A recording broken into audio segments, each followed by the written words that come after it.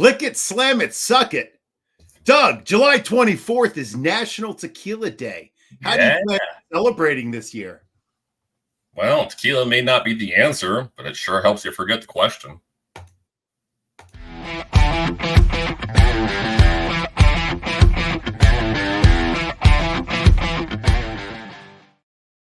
Some people will tell you to play it safe, but we're here to tell you to go all out. Welcome to the All Out Blitz. I'm your host, JJ Wenner, and I am joined by my capricious co-host, Doug Orth. Tonight, we are talking auction strategy. That's right. The fast-talking dude is up front, and we are eliminating the variance of draft position. In an auction, the world is your oyster. To help us out, we are happy to welcome the two-time Kings Classic Auction champ, a writer for Football Guys, the host of the Auction Brief podcast, and a public defender. You can find him on X at Drew Davenport FF. It's Drew. Welcome to the show, buddy. What's up? That was quite the introduction. Thank you very much. Thanks for having me, guys. Oh, it's always so great to see you, sir. Now, one of my favorite things about you, Drew, is that you're a polymath, right? You're a man of many talents and interests. Where did your love of learning come from? You know, I don't even know, other than my mom would love to hear me say this, but I think I probably trace it back to when I was younger. We used to go to the library all the time during the summer in between when school was out. Of course, my mom had 3 boys at home by herself while my dad's working. That was one of the things that she used to say, let's go have fun at the library. And we'd always laugh, like, fun at the library. But, you know, they had those little things where you would stamp every time you read a book, and then you would get like a cheeseburger if you read 5 books. And so, you know, I got into it, and I loved reading back then. I love reading to this day. Reading is just my favorite thing in the world. And I think it makes you curious. And the more you read, the more curious you get. And I think that's where it comes from. That's a great answer. I always think of the Dunning-Kruger effect. Like the more you know, the more you want to know. Because there's so much out there. So much out there. Drew, how much of your day job as a public defender helps you be an effective auction manager? And likewise, is there any part of being an auction aficionado that helps you be a better public defender? I think it probably flows one way from the law job to the auction stuff, but really it's just about keeping your mind sharp and being able to think on your feet. And I have to think on my feet all day long. That's all I do is talk on the phone with people who have problems, and I have to troubleshoot their problems, and then I have to go into court and do it again in front of the judge. And then the judge asks tough questions, and then I have to have those answers ready to go. And that's how auctions are. You always have tough questions in front of you. You're never going to be sitting there saying, this is easy. Well, I shouldn't say never. You rarely sit there and say, this is an easy call and I'm out on this player, because at any point the bidding could stop and you could realize, no, I'm not out on him because this is way too cheap. So there's always a tough question in front of you. And so I think having to do that every day keeps me sharp, whereas it could be easy to get lazy and not be so sharp if I wasn't forced to do that every day. Now, you have an innate ability to connect to people of like a disparate background. So like last year at the expo, I somehow at George's had angered somebody. And before I even knew there was an issue, like Drew had walked in and negotiated a peace. Have you ever considered running for president or any elected office? Well, you know, honestly, that has crossed my mind, believe it or not.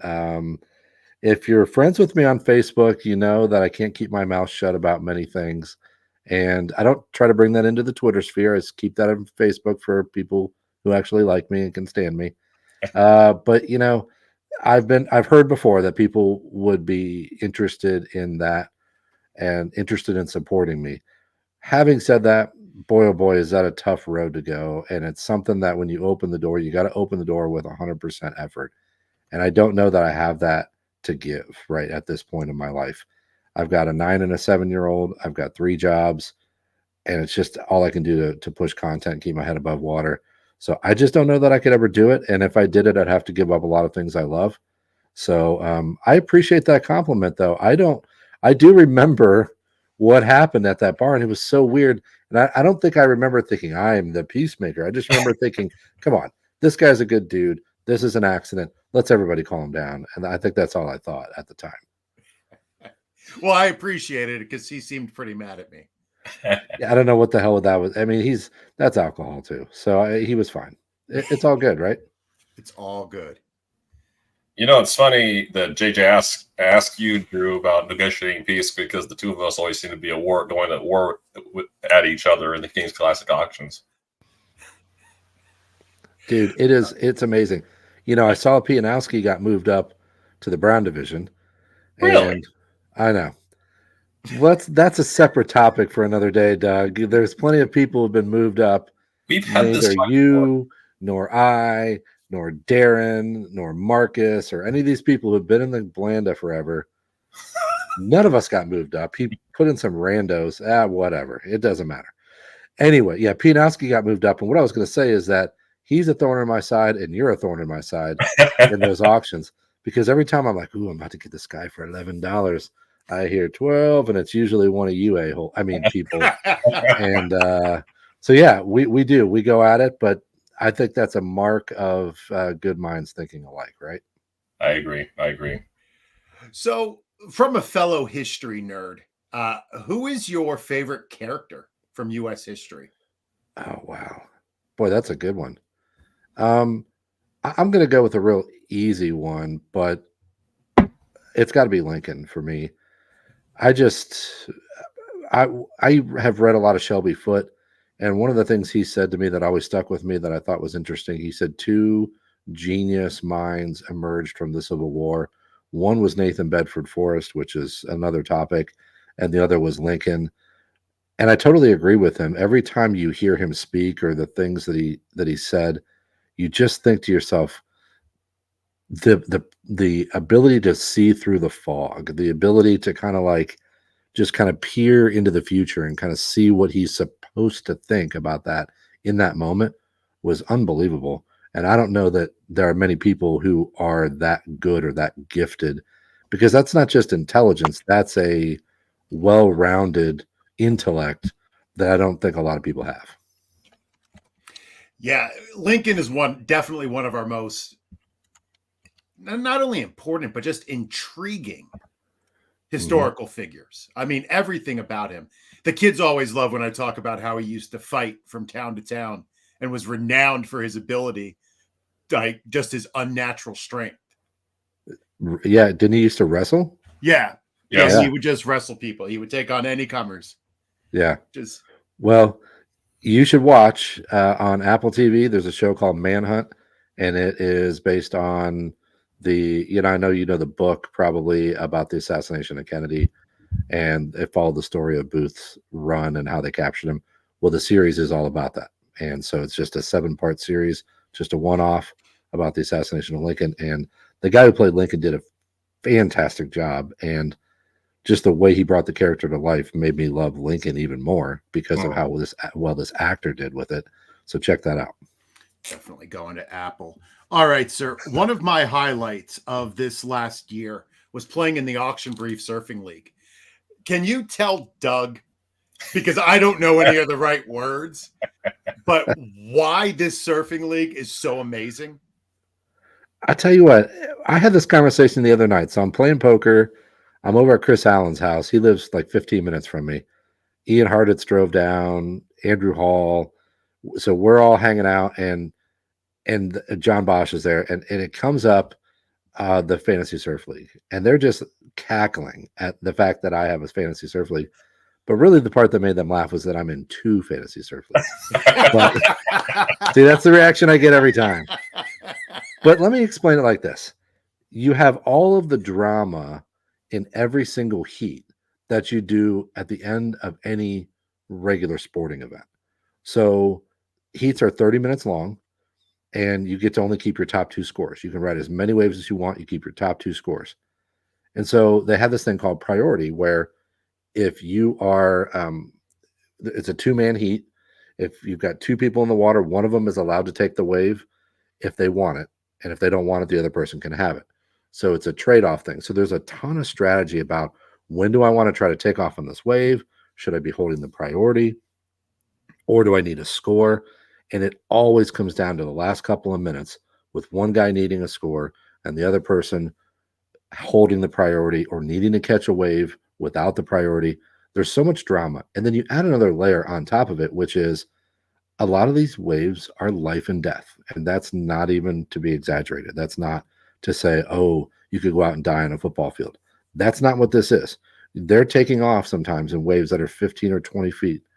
And then they have this much water over a hard concrete reef. And if they go down the wrong way, they're going to die. And I don't think you can add that layer to really many sports out there that people know. So you add the intrigue of the late, parts of the heats, and you put that with the life and death and just the courage to do what these guys do and these ladies do. I just never seen anything like it. And then when you pile on top of it that these people are just, they're kind of just living the life that a lot of us want to live. Like, let's hang out and catch some tasty waves, brah. And like, let's go have an acai bowl and let's go, wait for the waves to get better, And so, and I'm not saying that, that's what life is all about, but man, oh man, I think a lot of us would trade our 9 to 5 for that kind of life. So the culture around it too has drawn me in ever since day one. Yeah, I have to say, I don't know what I'm doing. I still don't know what I'm doing in the league, but I just can't get over how stressful the last minutes of each heat are when they're just waiting for the wave that they need and they have no control over whether or not it comes. That's the best part. That's the best part. You can't make the ocean do something. No. So sometimes you get unlucky and the wave never comes. And sometimes it comes with 10 seconds left and you stand up and you rip that score and you win the heat. And there's just no drama like it out there. There really, really isn't. I don't care. 2-minute drill. It pales in comparison to being on. It's almost, I feel like it's like overtime sudden death hockey. It's just frenetic. They pull a man off the ice and they're going 4-on-4. And it's just, I love it. Absolutely love it. I know my favorite part are the weekly updates, especially when you go first person after having won your race. Yeah. Wait, who's leading that league though? Look, the guy just says, I don't know what I'm doing, and he's beating my ass. I don't know what. I've had a bit of a rough year, and I've been kind of whiny about it. I'm very conscious of that too. I've had a rough year. What my buddy said to me? He said, dude, you win more than most people. You could just, take the loss. And I'm like, I don't want to take the fucking loss. Excuse me. JJ's beating me. I still got time. There's 2 events left. Oh, when is the next event? After the Olympics? Yeah, we got this big long break because of the Olympics, which is weird. It's never happened like that before. But we have a great wave for the Olympics. Anybody out there listening? Chopu is the first or second best wave, I'd say, in the world, certainly on the tour. Massive waves, and it looks like there may be a swell hitting in the beginning of the window, and then near the end, a big swell. So we could get some contestable waves at the beginning and then see some real monsters at the end of the window. I'm going to shift gears on you, Drew. You know this. Auction drafting is my favorite way to draft. I'm obviously it's yours too. Where did your love for auction drafting begin? Well, I don't know if people get tired of hearing this story, but I tell it every time that I get this question because it's easily my favorite answer, but also easiest answer. I started fantasy football with an auction league. So let me preface that by saying, like, my buddy was like, oh, there's this thing, it's called fantasy football. And he had me check out like the ones where you just pick a team for a salary. And then if they play well, their salary goes up and then your team gets more valuable and you can buy other players. I did that the previous year, just kind of checking it out. And then I tell my buddy, like, I love this. He's like, hey, I got a league for you. Come join the league. I didn't know that you could just draft players. I never knew about that. I just joined this auction league straight off the street. And the first thing that happened to me, I shouldn't say the first thing, the best thing happened to me the first year that got me hooked. I bought David Boston for like $6 or $8. And he went on to have 1,500 yards and 8 touchdowns. And I was hooked. I was like, oh my God, every year I can pick a guy like that. Of course, you don't do that every year. The fantasy gods sunk their fingers into me, and I've been here ever since. Yet my first draft pick was LT in the year that he scored all the touchdowns and set the record. Oh, and I was like, that'll do it. This is the easiest thing ever. Right? People I think struggle that with happens. people struggle with that stuff. Right. You know, I hear that more often than anything. Like that people that they start out and then they have this big season. And that blows me away because it's happened to so many. It happened to my brother. He won like 7 straight games his first season to end the regular season and win the Super Bowl, and was like, "Hey, this stuff just happened for me when I needed it to." And I was like, "Oh my god, dude, it hasn't happened to him since." So yeah, must be a beginner luck thing. So one of my favorite parts of your pods are when you talk about poker. Now, I'm a longtime fan of poker, although I'm not very confident in my skills. I know that's a shocker. When did you start playing poker? Well, I'm not going to claim that I was anything different than most people right after the moneymaker boom in the when he won the main event, and I believe in 05. Mm-hmm. So I was coming out of my first marriage at that point, was just spending a lot of time on my own and doing my own thing. And I had a buddy who's now one of my best friends in the world. Shout out to my buddy Mike. And he said, yeah, we play sometimes. And we started to play No Limit Hold'em. And because I had played poker in law school, but we didn't do a lot of that. We just played like 25, 50 cent, just day night baseball and Anaconda and all those games that you come up with, dealer's choice. And that was what I thought poker was.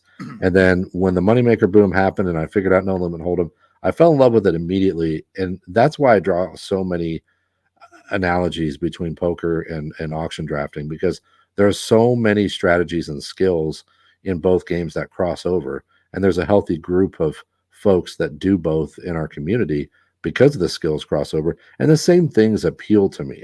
The ability to kind of beat the game as opposed to being like, hey, I was the best player analyst. I don't care about that. If I think I can beat the game, then I'm going to just play the game and I'm going to beat the game and I'm going to beat you on a game theory level. And I love that about poker, just the way I love it about auctions. So part of human nature is that we are built to remember pain more than pleasure, to make sure that we persist. Which could you name more easily in poker? Your top 3 best hands or your top 3 worst beats? I absolutely remember the darkest moments more than I remember the victories. And people always ask me, what's your biggest cash? I'm like, I don't even remember it was this much. I don't remember even when it was. But I'll tell you what, I had one of the darkest moments I've ever had back in the middle of April when I bubbled a huge tournament. It was a 50,000 guaranteed tournament, which was like 20 grand to first. But I played for about 9.5 hours, and the bubble means you are the last person that didn't cash in the tournament. And I bubbled kings to aces all in pre-flop. And that was a real dark moment. And you never forget those moments. I mean, when I played online, I'll never forget this. To your point, I'll never forget. I used to be an online grinder because it was legal. And so I played a lot and an embarrassing amount of poker because I was able to do that. I was younger and I was 20 to 40 hours a week minimum. And I was really grinding. It's about a 4 to 6% ROI and just churning out a small income with it. And when it got taken away from me, that was a weird moment. But I will never forget going broke in my online account. I had been playing for years and years and years and never had to deposit money, always just pulling money out. And then I hit one of those stretches and went broke. And my now wife came to pick me up and we were on our way to dinner. I sort of broke down in the car, like, I don't know if I can do this. And she's like, well, the income isn't as important as your mental health. So you got to figure this stuff out. And so those kind of dark moments, they stick with you, but they're formative moments too. And they tell you how to move forward, and they help you move forward with being realistic about what's important in life. Drew, I'm going to let you end this segment of our show on a higher note. So you love telling this story about the auction. Basically, I want you to share with the audience your auction drafting story from years ago about the manager who loaded up on Tom Brady and Peyton Manning in his draft. This is a great story. I'm not sure that I've told it since the first or second season of my show, but it's such a good story. And it's a great way absolutely great way to segue into the next segment with auction stuff, because being aware of what you're doing in a room is sometimes not as difficult as it sounds, but sometimes it is if you get drinking or you're not paying attention. This particular guy, it's been a long time, but this is back in the day when quarterbacks were the thing everyone wanted to draft. So, it was before JJ Zacharyson said, hey, let's not do this. Let's wait on our quarterbacks. And Tom Brady and Peyton Manning were the number 1 and number 2 quarterbacks fighting every year. And this guy lands one of them. I can't remember which one he landed first. And then he's drinking too much. And the other guy comes up and he's excited about the other guy. It was almost like the guy from 50 First States who has a 10-second memory. Like, hey, how are you? Nice to meet you. And then 5 seconds, hey, how are you? Nice to meet you. And it was almost like that because it wasn't that long after he lands one of those guys that he turned around and landed the other guy. And we're not talking like he paid $22. We're talking $50 for one and like $45 for the other. And he had spent the majority of his cap on 2 quarterbacks. And as he walks up to the board, like everybody knew it was happening as he's bidding on the second quarterback. But we kept bidding because, like, back in the day, that player was worth that. So we kept going. And everybody's kind of looking at each other like, what is he doing? Is he just being a dick? Like, is he just enforcing on us? Like, does he not know? Nobody understood. And then when he stood up and walked up to the board, he stood in front of the board and saw his other quarterback on the board. And there was dead silence in the room. And he says, bye week, bitches. And everybody bust out laughing. I mean, absolutely hilarious. Brought the house down because he realized it after he bought the guy and was staring at the board. And it's just one of my favorite stories in the world. We still tell it. There's only like 3 people left from that league in my current league, and we still tell the story every year because it's just so good.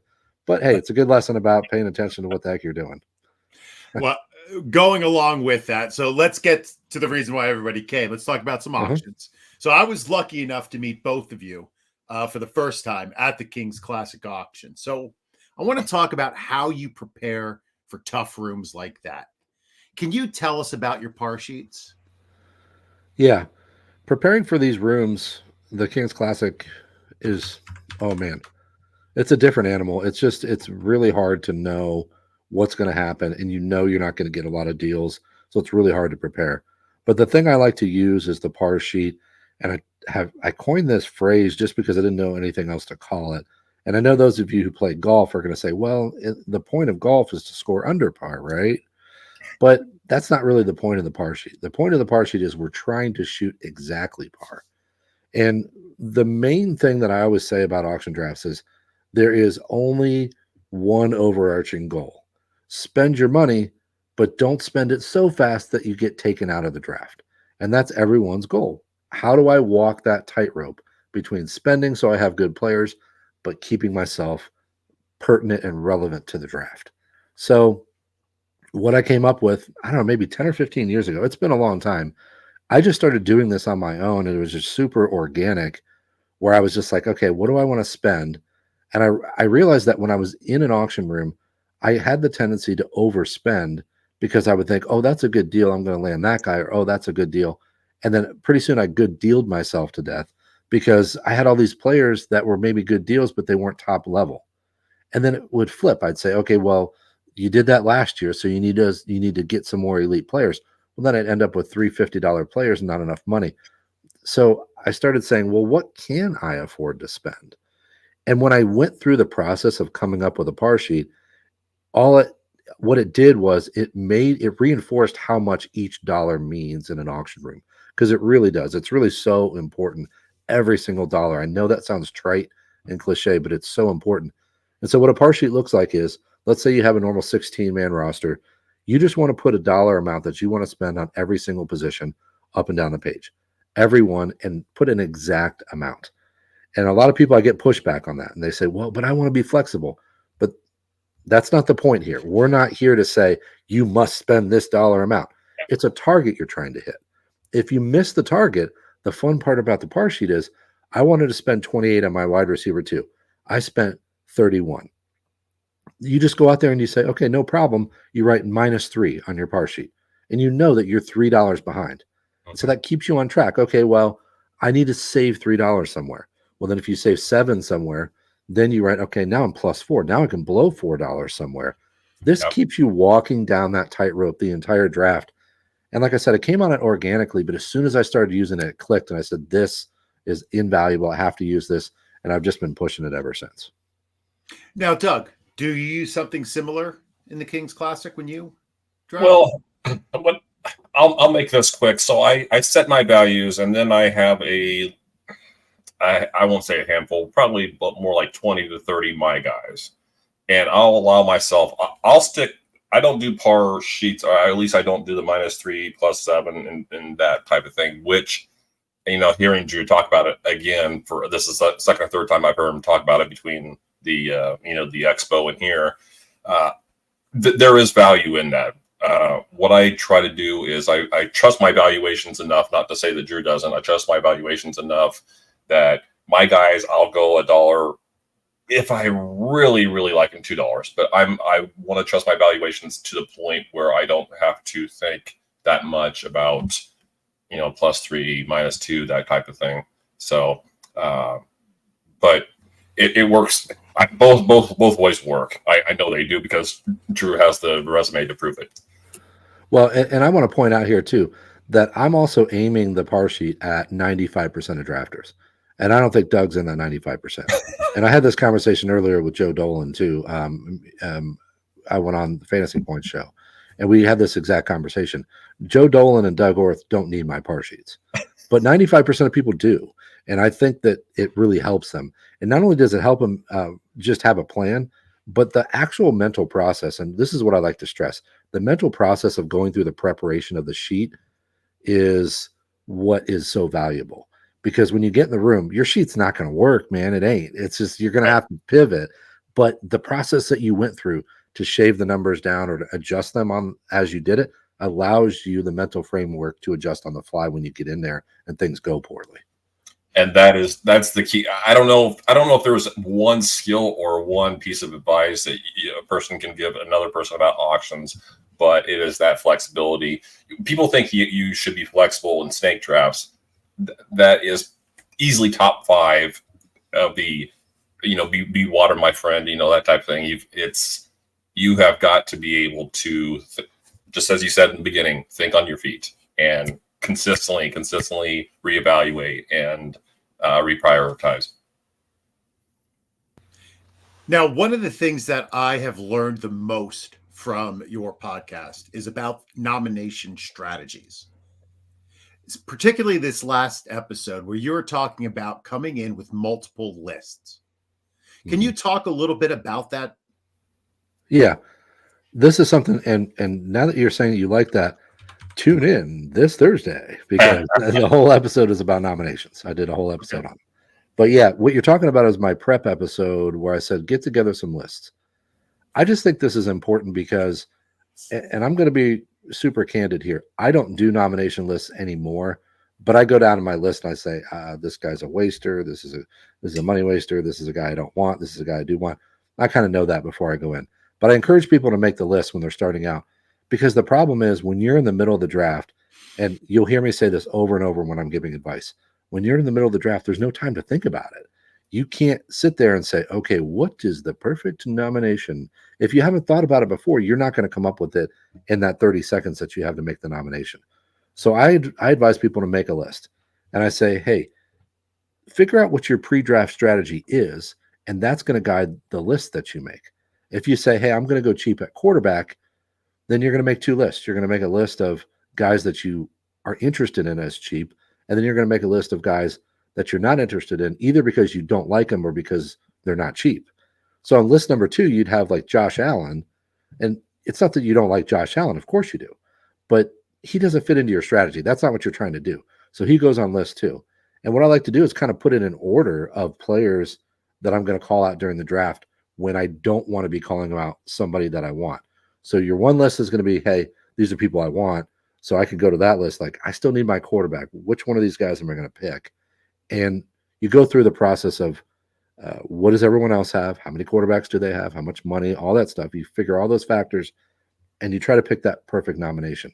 And what I like about the list is you're going to get caught at some point, like somebody just nominated the person you were going to nominate, or suddenly you bought a player right before you were about to nominate, and the guy you were going to nominate now is no longer relevant to your plans.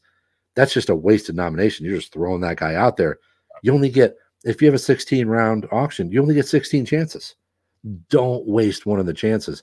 And that's where the list comes in, because I don't think you have enough time to come up with a great strategy on the clock, under fire. It's going to make you nervous. You're just going to pick the top guy on the list, and then you throw away one of your chances. So have those lists in front of you and just say, I've already got all my wide receivers.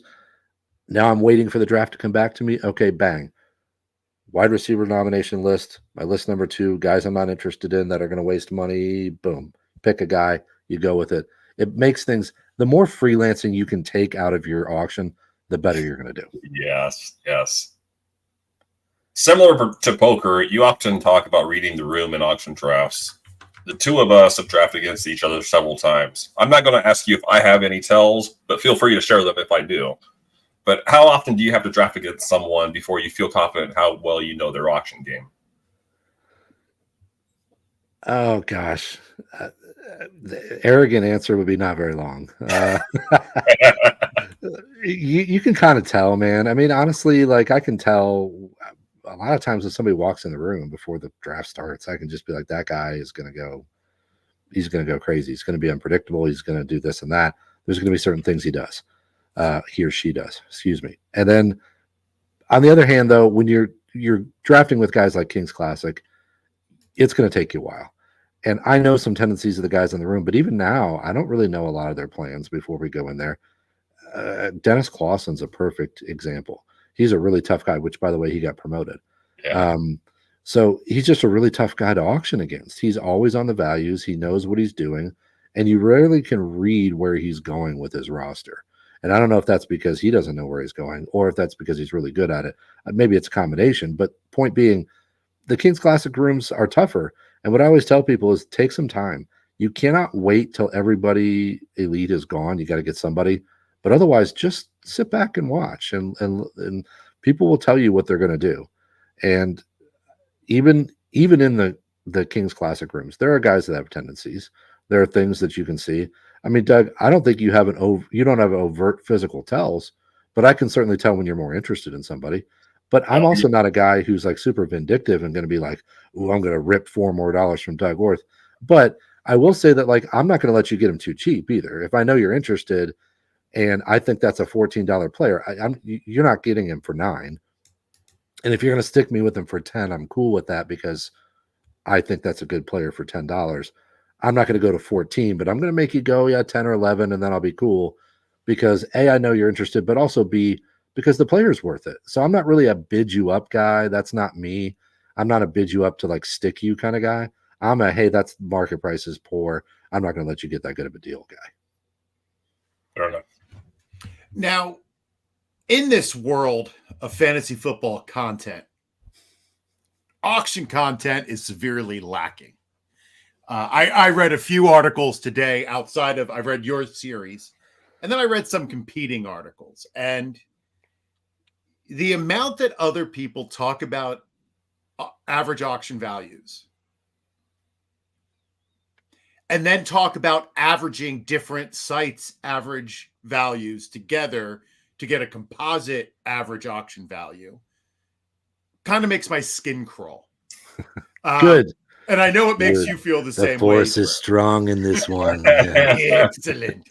So talk a little bit about AAV and why you hate them. Yeah, I do. I hate it. There's one point during your preparation that I want you to use it. And that's when you're doing your par sheets. I know that sounds a little bit like, oh, really? That's so important to you and you hate AAV. But it's really a baseline thing. It's a thing where it's not really about like, hey, is this accurate? It's more about judging what people's attitudes are. Because snake drafting is just snake drafting. You know that a player is going to be there at a certain ADP-ish. Maybe somebody reaches a little or maybe they fall a little, but you don't see people fall 7 rounds. And that's akin to what happens in auction rooms sometimes because of attitudes. And it's something I spoke about a couple of weeks ago on my show where I said there is a magnification of that attitude in the general community. So you get people who have an idea, and then that idea gets double and triple and quadruple counted until you're sitting there in an auction room and Mike Evans is going for $11. And that kind of stuff just shouldn't happen, but it happens because people are so over the top. And because of the format, which allows you to pick your team pretty much based on what you feel, those feelings have a bigger impact. So average auction values really for me are only about gauging people's feelings. I want to see the trends. I want to see where that person was a few weeks ago. So a lot of times, one of my favorite things to do, I'm giving away all the secret sauce here tonight, guys. One of my favorite things to do is I like to go and access a couple AAV different sites, not Football Guys, because I've got all their stuff. But I'll go to like different sites and I'll screen cap them on my phone. And then 3 weeks later, I'll go back and I'll check the same site and say, well, how has it moved? And if it's moved, then I'm getting an idea as to the trend. And you can do this with ADP too. You don't really need the AAV. I want to see the trends more than anything. The only reason I use the AAV is because I want to know roughly what other people are willing to pay for a person so that I can then dial that into what I think I'm going to be able to get them for. After that, I think I can't stand them. And I could go off for 10 minutes about this, but I'll give you the short version. I just think there are way too many variables in every auction draft. And this was really driven home last year when I started doing custom par sheets for people. You would not believe how many variations are out there and how many ways you can change those variables to make your par sheet completely different. So I thought that I was going to be able to like, hey, I'm going to be able to just come up with like some templates. And then people say, hey, I need this. And I shoot them a template. It didn't work. I was doing each one by hand. I was in there like 10 plus 11 plus 9. And I'm like, this is brutal. But it's because there's so many variations. This one has kickers. This one has kickers, but no Ds. This one has tight end premium. This one has you can start 2 quarterbacks. This one has you can only start this many this. And every single variation matters. So AAV is just kind of like, it's like shouting into the wind. What value are you getting from that when fantasy football is this massive behemoth and you're trying to nail it down with this little number sampled from across a bunch of leagues with different settings? I don't get it. I just have never gotten it. So I tend to use this podcast to get better in my own leagues. It's a pretty selfish exploit I do every week. So I don't see a lot of content right now aimed at strategies for slow auctions, especially in complicated leagues. Now, an example would be our buddy Ryan McDowell's kitchen sink leagues. Oof. I have found myself in multiple auctions going against somebody with a massive bankroll because they've traded for everybody else's picks. Mm-hmm. Is there a strategy that you use to attack somebody with a big bankroll? Yeah, so I'm in the kitchen sink leagues too, and I'm getting worked, but that's okay. I knew I would. I jumped right into the deep end of the pool. I'd never done Dynasty before I jumped in Ryan's league. That is not how you learn Dynasty, folks. Mistake. But I'm enjoying it because I'm enjoying the struggle and the process of trying to get my team better. But to your point, the weird thing about these slow auctions sometimes is that there are massively different starting points. And that's not something that you can really understand until you get in there. Heck, I was trading for extra Devy money to try to get somebody. I was trying to get, what's his name from Ohio State, the receiver, the young kid. In the draft here, Harrison? No. This is Devy. So he's like a freshman. Sure. Emeka. No, he's gone too. These guys are all over it, man. We're going deeper than that. Okay. Anyway, so I was trying to trade for extra money to get him. So we even have a different variable there, which is that in the middle of the slow auction, you can trade for more money to beat your opponent. That's an even bigger unknown. So there aren't many things that you can really take away as like, here are evergreen things that I would do. But a couple things that I try to do, and I don't know how effective they are because I haven't been great at really mastering this type of auction yet. Although I'm working on it. But the first thing I'd say is the fluctuating bankrolls. I don't know that that's a whole lot different than being in the middle or 3/4 of the way through a regular auction because there's a lot of imbalance there. And so I fall back on that experience, first of all, to say we're still going to be in an imbalance situation at some point during the auction, even if we all start with 200. So what I try to do in those situations is I try to be ruthless about what is that person doing and what are they waiting on. I'm not always going to be right, and I love saying this on my show. I'm wrong a lot. But man, you got to make those calls, because otherwise you're just floating along. And if you're wrong, you're wrong. But I'd rather have you make a call and be wrong. Otherwise, you're just floating along. And so I'm really realistic about what are their needs. And I was fighting for this receiver with another guy with a lot of money, and I had a decent amount of money. And I thought, okay, I have to be realistic about the fact that they have more money and they're going to get them. So I know that sounds dumb, but it's a mindset that you have to have. Like, oh, I really want this player. Like, so what? You're not going to get them. So be ruthless with yourself and say, how do I make sure that they spend as much money as they possibly can on that player? So I just went in and typed in my max and just said, here's all my money. And then I forced them to go over that max. That's number one move. I'm always just going to go in there and go with my max if I like that player enough. Just go with your max, and then they have to go over it. That's number one. The other thing is I really want to be targeting my nominations at them. So you know what they're doing there, or at least you hope you know what they're doing, because there are certain valuable players that are out there and they build up that role for a reason. So what was the reason? So go look at their squad and say, okay, well, they really want a quarterback. Arch Manning is coming up for Devy this year. They're going for Arch Manning. Get that guy out there right away. Now, if they don't go after him, okay, whatever, somebody else will, but target your nominations at them. And then the other thing too is a lot of big bankrolls, they try to go on and gobble up players, and people don't want to compete against them because they have so much money. So they try to gobble up some players. Like, I'm going to get 2 or 3 Devy guys first, and then I'm going to go swing for the big cheese. You know they're waiting on the big guy, and you know they have more money. So get the big guy out there. Force them to make the call. Force them to make the big decision there. Any chance the receiver was Jeremiah Smith? Yes. Okay, go ahead. That is who it was. Yep. All right. And I thought I had him, and I traded for more money, and then I got him, and then the other guy traded for more money, then I traded for more money, and then he did it again, and I lost. So I got Trevor Etienne. Womp, womp. Womp. Yeah. Womp. Sad trombone. So with the slow auctions, and I'll leave this go after this, they often have like timers anywhere from 8 to 12 hours. Mm-hmm. Is there a better time to place your bids? Yeah, absolutely. So 2 things that I do here. Number one, I want to place a bid that's going to end in the middle of the night. I'm fine setting an alarm and getting up and checking it. Most people are not. And most people have too much going on to do that. I mean, let's be honest. Most people aren't that sick. I have a sickness.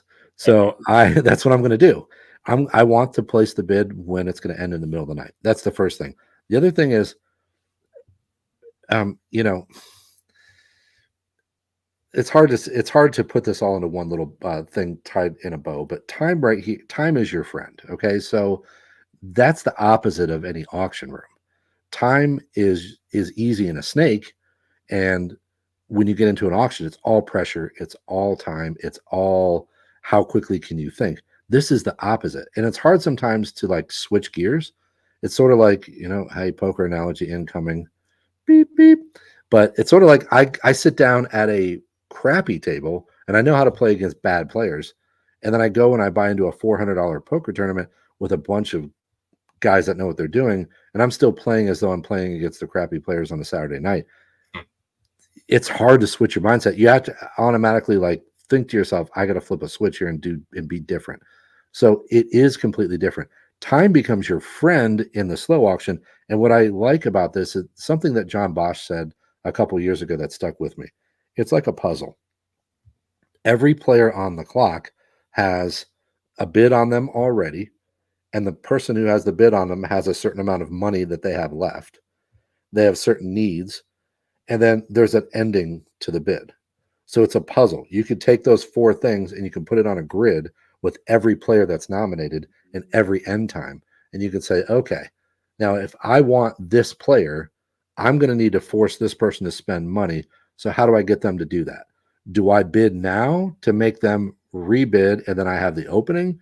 Or do I wait until the clocks are offset enough that one of their things is going to end and that's going to cost them their money?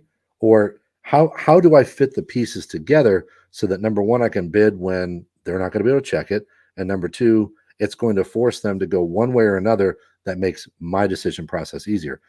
There's no excuse. And what I always say is, and this is why I find it to be hard to put it into just a neat little box, but the game shifts from being who's light on their feet and who can think quickest to who's going to work the hardest. And I believe it's all about work when it comes to a slow auction. I think it's all about work. It's all about how much time you're going to put into it. And I'm going to put in more time than you're going to put in. And I'm hoping that that's going to be the edge. Awesome. I'm not saying you, that's a you plural. I assume we're not in the same division, or I think you're probably in KS1. I'm in the. I'm in Cinco, but I'm in there with Curtis Patrick and Reeves and Ryan, and it's a brutal room, man. Hey, I'm all right though. I'm doing all right. I'm hanging in there. Productive struggle, baby. Listen, it's teaching me a lot from last year to this year. Like, my slow draft strategy has evolved, and I'm grinding it.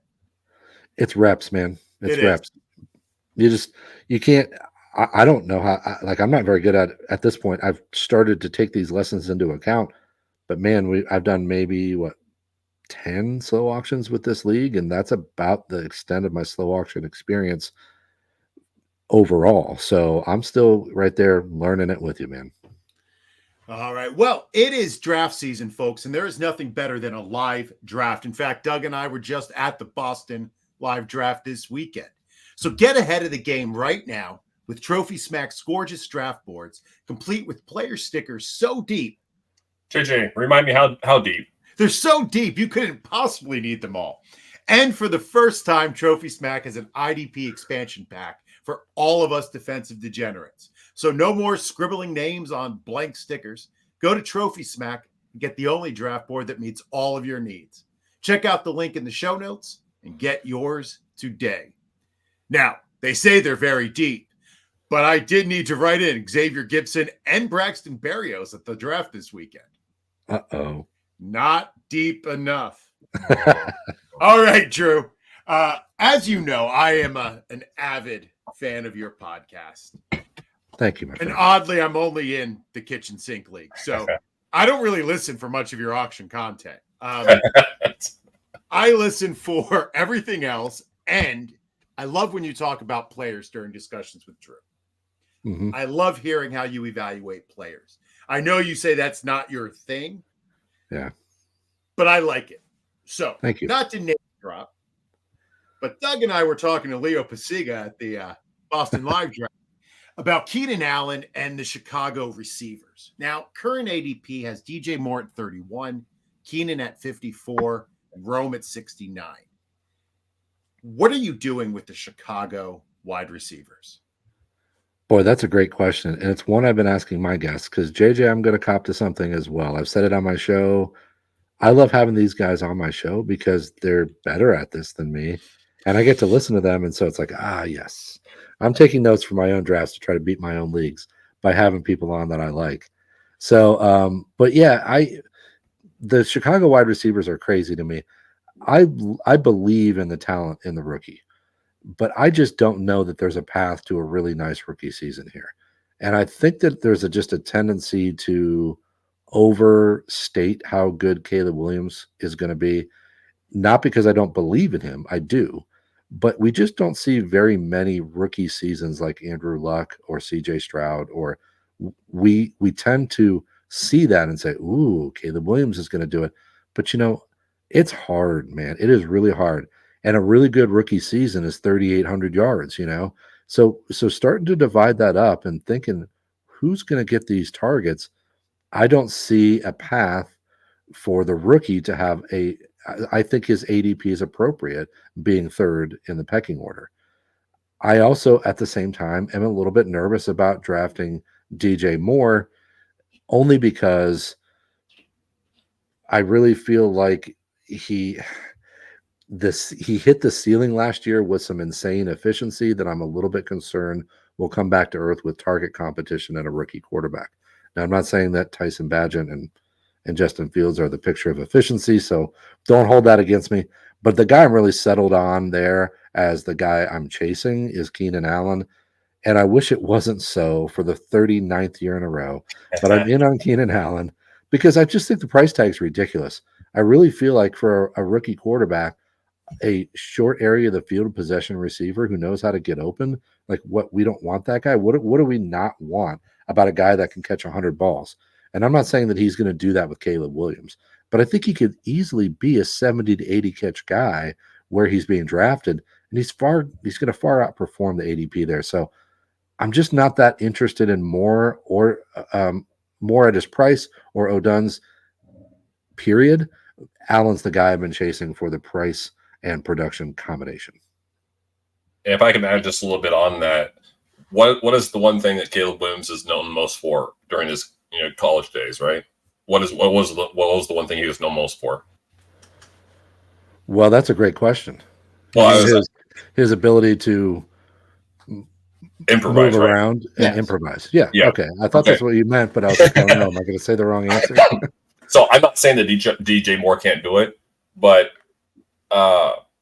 who's going to uncover who's going to uncover faster than Keenan Allen does? Mm-hmm. Yeah. If he's somehow still covered after those first 2.5 seconds, I bet you're not staying with him for 4 seconds.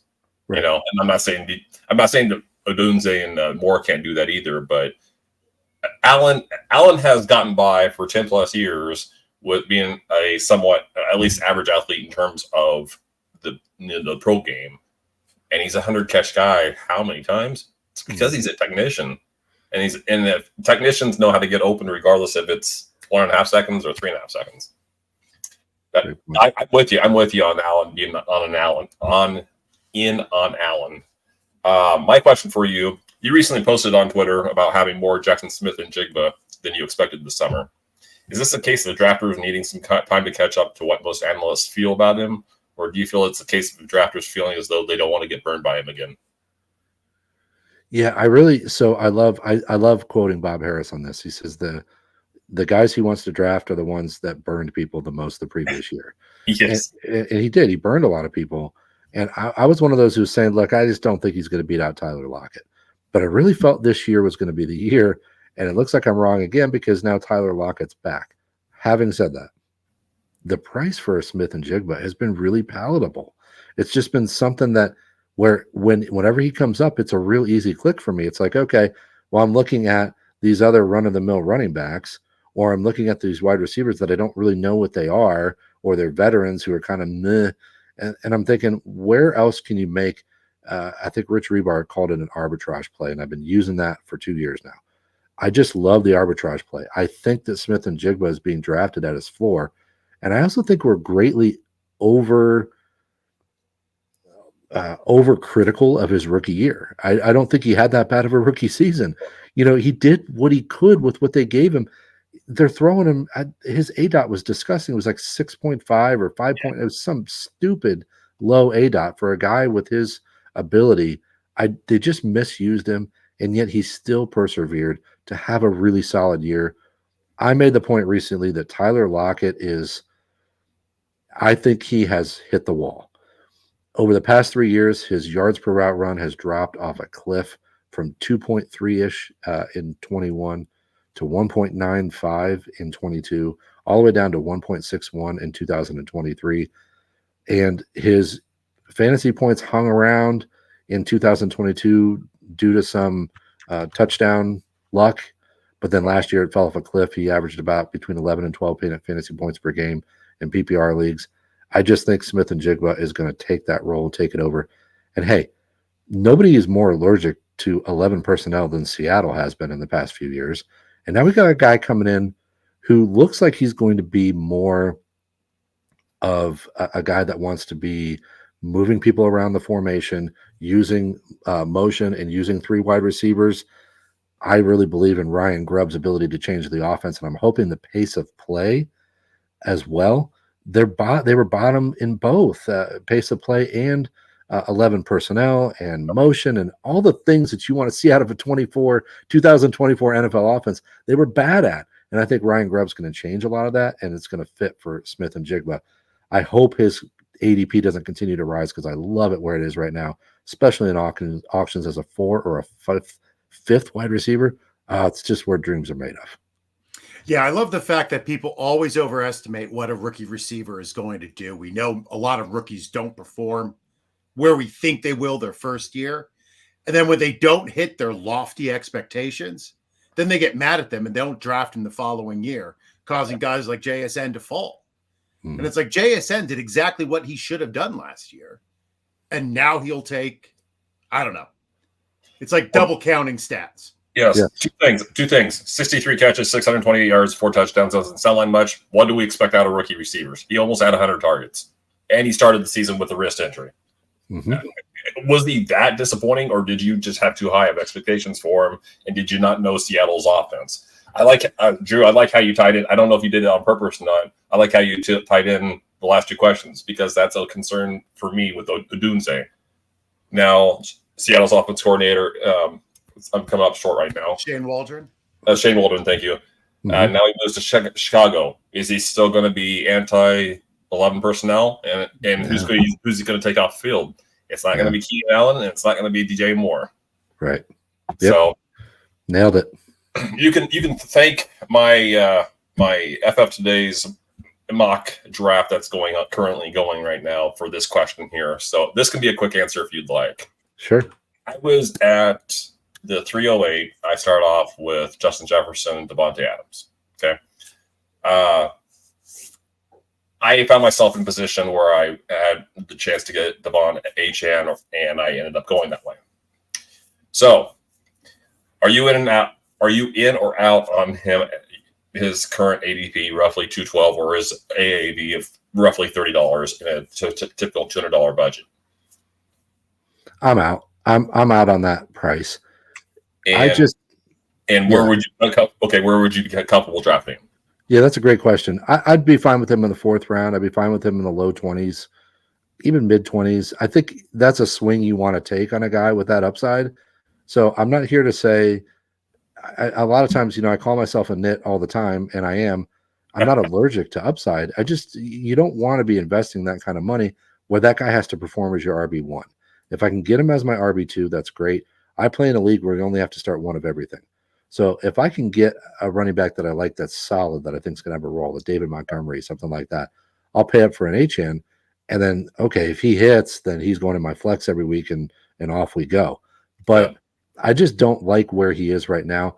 I will say, though, that he's not going to have to fall super far for me to get interested. If I'm near the end of the 3rd round, I'd be excited that he came back to me. I'd grab him. But again, if he's my RB1, I don't know that I want that. I don't want him as a building block. I just don't think he's a 250, 275 touch guy.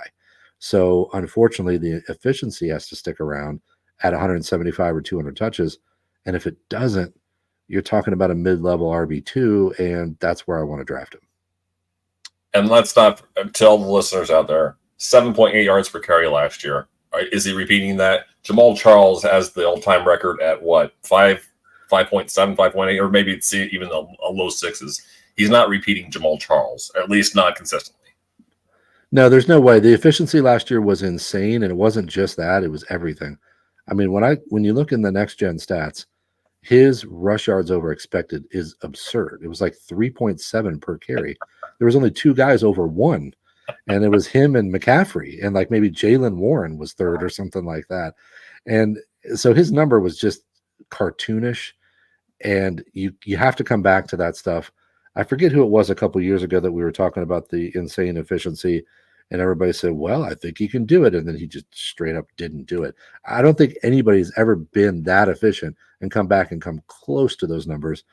Oh, I know. I was talking about with respect to TD rates with Patrick Mahomes in his 50 touchdown season. I think he was 8.6 or something like that. And then I believe Lamar Jackson had a 9% TD rate in his MVP year, I think. Yes. Yeah. That kind of stuff, you just have to look at it and say, that's a good player, but that's not happening. Yeah. So what's more realistic is he comes back to earth, 175 to 200 touches, He's going to have spike games. I want a guy like that as my RB2 or as a flex. Oh. I don't want to build my team around him. All right. Well, it is time to say goodbye and let people where they can find us and any final thoughts we might have. Drew, you're up. Well, I just want to say thanks so much for having me, guys. We've got less than 3 weeks until we're reunited in Canton, baby. I can't wait. I don't even know how the hell I said this the other day. I don't know what I did since January. I think I did a little content maybe. I went on vacation with my family in there somewhere. That's about all I remember. I think that's what happens at this age. But I'm stoked that it's only 2.5 weeks away. Thank you so much for having me, guys. This has been a lot of fun. I always love talking to you guys, period, but talking auctions too is a big bonus. You can find me on Twitter at Drew Davenport FF. Check out my Patreon network, Fantasy Football Lawyer, putting out a ton of content over there, as well as my podcast, The Auction Brief Pod, dropping Thursday with Matt Shaw from Draft Sharks. And then we got Mike Wright from the Fantasy Footballers next week. Doug? You see the Twitter handle, and I'll say here is I had an article drop today on FF Today called Cover Beaters. Give it a look. It builds on what I did last week, last week's article, which is called In the Zone. It's basically takes cover 0 all the way through cover 6. Last week's explains what the strengths and weaknesses are and who beats it this week, or how it can be beat this week. Explains some of the receivers that beat it to a high degree last year. And it's something I plan on or intend on incorporating into my projections here over the next week or two. Very good, Doug. Well, I'm at JJ Wenner on Twitter. A very special thank you to Drew Davenport. Make sure you're on his Patreon. It is the best Patreon I've ever joined. There is constant information being released there that you can't get anywhere else. It is a great value. I don't know why it's so cheap. I probably shouldn't say that out loud in front of him, but it's super cheap. I highly recommend it. And Drew's just the fucking best there is. So follow Drew. Thank you to Doug for all of his work on the pod.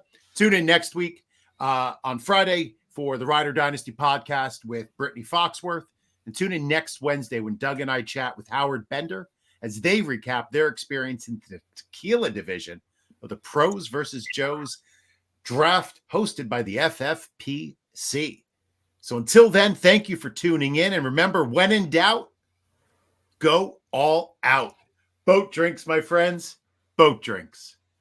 Thank you for watching the IDP Plus YouTube network. If you enjoyed this video, give it a thumbs up and don't forget to subscribe to our channel. Be sure to tap the bell icon to get notified whenever we upload new content.